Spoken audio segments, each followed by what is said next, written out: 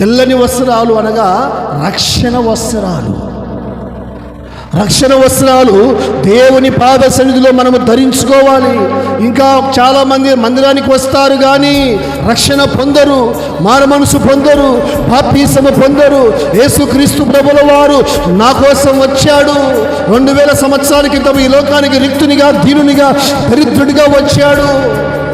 ఆయన ప్రాణం పెట్టాడు, రక్తం కాచాడు, గాయాలు పొందాడు, సమాధి చేయబడ్డాడు, తిరిగి 3వ దినమున లేచాడు, ఆరోహణమై వెళ్ళాడు, మరలా నా కోసం వస్తాడు అని నమ్మకం లేకుండా ఇంకా మందిరానికి వస్తూ ఉంటారు, బైబిల్ చదువుతూ ఉంటారు, పాటలు పాడుతూ ఉంటారు కానీ రక్షణ పొందరు.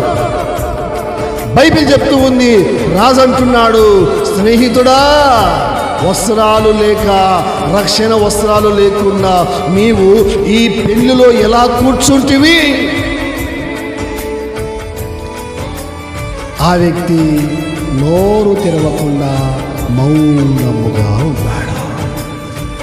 దేవుని బిడ్డలారా, ఎప్పుడైతే మనము దేవుని కొరకు లేకపోతే మన ఆధ్యాత్మిక విశ్వాసం యొక్క అభివృద్ధి కొరకు, ఆధ్యాత్మికంగా ఎదుగుదల కొరకు మనము దయను ధరించుకోవాలి, సత్యమును ధరించుకోవాలి, దీన మనసును ధరించుకోవాలి, పరిశుద్ధతను ధరించుకోవాలి, తెల్లని వస్త్రాలు ధరించుకోవాలి, రక్షణ వస్త్రాలు ధరించుకోవాలి. గట్టిగా చప్పట్లు కొట్టండి. హల్లెలూయా. మనము ధరించుకోవాలి.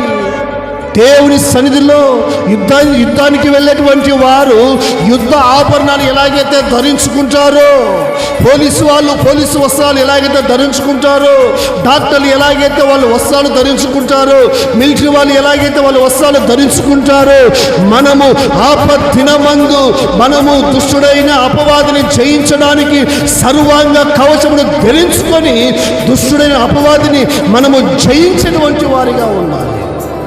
హల్లెలూయా.